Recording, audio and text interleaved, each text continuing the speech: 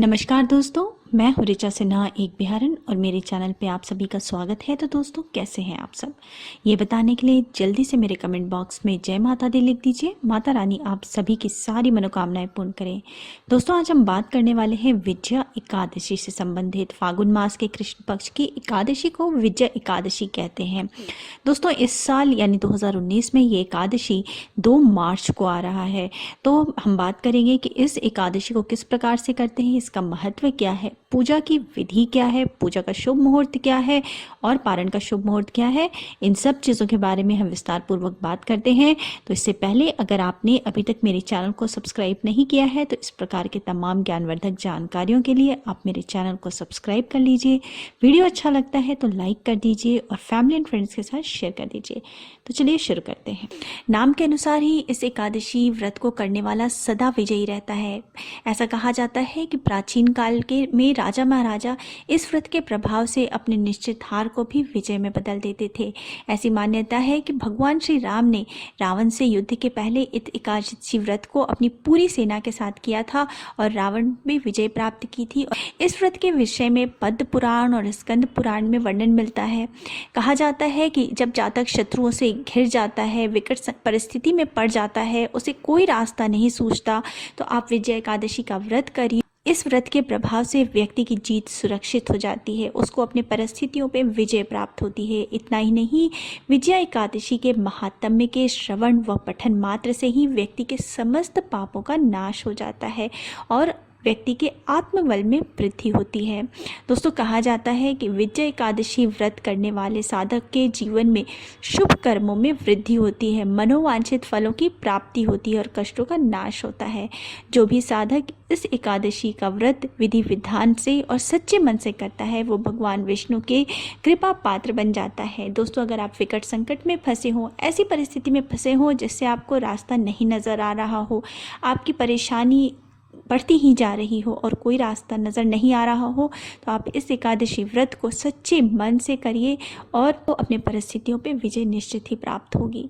दोस्तों, जैसा कि मैंने बताया कि फागुन मास के कृष्ण पक्ष की एकादशी को विजय एकादशी मनाई जाती है, तो इस साल ये मनाई जाएगी 2 मार्च को।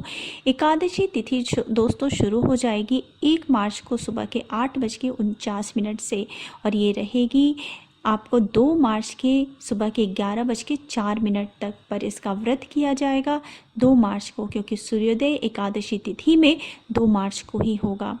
पारण का मुहूर्त है दोस्तों 3 मार्च। व्रत के बाद जब पारण करते हैं तो 3 मार्च को पारण किया जाएगा और उस दिन पारण का मुहूर्त है सुबह 6:51 से लेकर के 9:10 तक। दोस्तों, अब पूजा की विधि जान लेते हैं। पूजा की विधि बहुत ही सरल है, इनमें हमें बहुत कम चीज़ों की ज़रूरत है, परंतु सबसे ज़्यादा जिस चीज़ पे ध्यान देने वाली बात है वो हमें पूरे आस्था और विश्वास और श्रद्धा के साथ इस व्रत को करना है। दोस्तों, जिस दिन ये व्रत करना है आपको यानी 2 मार्च से, उससे एक दिन पहले से ही हमें नियम का पालन करना होता है। एक दिन पहले से ही ब्रह्मचर्य का पालन करना है, सात्विक भोजन करना है। हमें उस दिन कोई भी गरिष्ठ भोजन नहीं करना है और सबसे बड़ी बात है कि जिस दिन हमने ये व्रत किया है हमें किसी को भी कटु शब्द नहीं बोलने हैं, कुछ भी बुरा नहीं बोलना है और दिन भर हमें भगवान विष्णु के नाम का जप करते रहना है। दोस्तों, जिस दिन आपको व्रत करना है उस दिन आप सुबह जल्दी उठें, नित्य कर्म से निवृत्त होकर के स्नान करके साफ सुथरे कपड़े पहने। जिस स्थान पे आपको पूजा करना है उस स्थान को भी आप साफ कर ले। वहाँ पे एक भगवान विष्णु की प्रतिमा या मूर्ति, फोटो या मूर्ति स्थापित कर लें और फिर भगवान के सामने हाथों में चावल, गंगा जल, तुलसी, इन सब चीज़ों को लेकर के और संकल्प लें। अपना संकल्प आपको किस प्रकार से लेना है ये मैंने पहले भी बताया है। अपना नाम, गोत्र, स्थान, दिन, दिवस, वर्ष और आप कौन सा व्रत कर रहे हैं और किस मनोकामना पूर्ति के लिए कर रहे हैं, ये सारी चीज़ें आपको भगवान के सामने बोलनी है और आपका व्रत सफल हो ऐसा भगवान से आपको प्रार्थना करना है और आपको ये सारी चीज़ें भगवान के सामने रख देनी है। इसके बाद आपको श्री विष्णु भगवान की पंचोपचार से पूजा करनी है। पंचोपचार का मतलब होता है स्नान कराना है, उन्हें चंदन टीका लगाना है, फूल माला अर्पित करना है, धूप दीप दिखाना है, आप उन्हें प्रसाद चढ़ाना है, ऋतुफल चढ़ाना है और उनसे प्रार्थना करना है। साथ ही दोस्तों इस प्रकार से भगवान विष्णु की पूजा करने के बाद आपको भगवान के व्रत कथा का श्रवण करना है। दोस्तों उसके बाद आप भगवान के विष्णु के मंत्र का जप कम से कम 108 बार भगवान विष्णु के मंत्र का जप करिए। आप ओम नमो भगवते वासुदेवाय इस मंत्र का आप जप कर सकते हैं 108 बार। इसके बाद आपको भगवान से क्षमा प्रार्थना करनी है। जाने अनजाने में आपसे जो भी गलती हुई हो पूजा के समय, न्यूनता या अधिकता हुई हो, उसके लिए भगवान आपको क्षमा करें, आपकी पूजा स्वीकार करें और आपकी मनोकामना पूर्ण करें। ऐसा आपको भगवान से प्रार्थना करना है और साथ ही भगवान की आरती करनी है। दोस्तों सारे दिन भगवान के नाम का रटन करते रहना है। ओम नमो भगवते वासुदेवाय इस मंत्र का जप करते रहना है। किसी को कटु वचन नहीं बोलने हैं, किसी तरह का कोई असत्य बात, झूठ नहीं बोलना है, ब्रह्मचर्य का पालन करना है। और सारे दिन दोस्तों अगर हो सके तो आप व्रत करें, अगर नहीं हो सके तो आप फलाहार कर सकते हैं, परंतु आपको नमक नहीं खाना है। एकादशी व्रत में नमक वर्जित होता है।